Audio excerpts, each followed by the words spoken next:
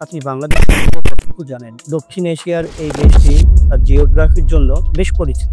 পূর্ব থেকে পশ্চিমের সর্বোচ্চ বিস্তৃতি প্রায় ৪৪০ কিলোমিটার এবং উত্তর ও উত্তর-পশ্চিম এবং দক্ষিণ-পূর্ব সর্বোচ্চ বিস্তৃতি ৭৬০ কিলোমিটার। বাংলাদেশের উত্তর সীমানা থেকে কিছু দূরে হিমালয় পর্বতমালা এবং দক্ষিণে বঙ্গোপসাগর, পশ্চিমে ভারতের পশ্চিমবঙ্গ, পূর্বে ভারতের ত্রিপুরা, মিজোরাম রাজ্য এবং মায়ানমারের পাহাড়ি এলাকা। বাংলাদেশের স্থল সীমা রেখার দৈর্ঘ্য ৪,২৪৬ কিলোমিটার, যার ৯৪% ভারতের সাথে আর ৬% মিয়ানমারের সাথে। এর মধ্যে ভারত বাংলাদেশের সীমানা রেখার দৈর্ঘ্য ৩,৭১৫ কিলোমিটার। বাংলাদেশ মিয়ানমারের সীমানা রেখার দৈর্ঘ্য ২৮০ কিলোমিটার। দেশটির দক্ষিণে বঙ্গোপসাগরের সাথে রয়েছে এই উপকূলীয় সীমারেখা, যার দৈর্ঘ্য ৪৮৩ কিলোমিটার। বাংলাদেশের সমুদ্র সীমা ১,১৮,৮১৩ বর্গ কিলোমিটার। বাংলাদেশের অধিকাংশ এলাকা সমুদ্র সমতল হতে মাত্র ১০ মিটারের উচ্চতায় উপস্থিত।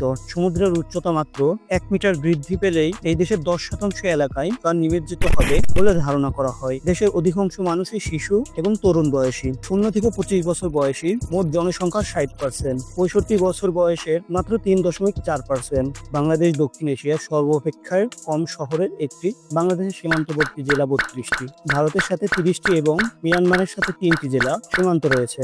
রাঙামাটি জেলায় বাংলাদেশ ভারত ও মিয়ানমারের সাথে পরস্পরের স্পর্শ করেছে, অর্থাৎ এটি ৩ দেশের সাথেই সীমান্তযুক্ত হওয়া একটি সাধারণ জেলা। ভারতের ত্রিপুরা ও মিজোরাম উভয় রাজ্যের সাথে বাংলাদেশের সাথে সীমানাবর্তী একটি সাধারণ জেলা হচ্ছে রাঙামাটি। বরিশাল ও ঢাকা বিভাগের সাথে কোনো সীমান্ত সংযোগ নেই। পৃথিবীর ১৯৫টি দেশের মধ্যে আয়তনের ভিত্তিতে বাংলাদেশের অবস্থান ৯০তম, তবে জনসংখ্যার দিকে এর অবস্থান ৮ম। এটি চতুর্থ বৃহৎ মুসলিম দেশ।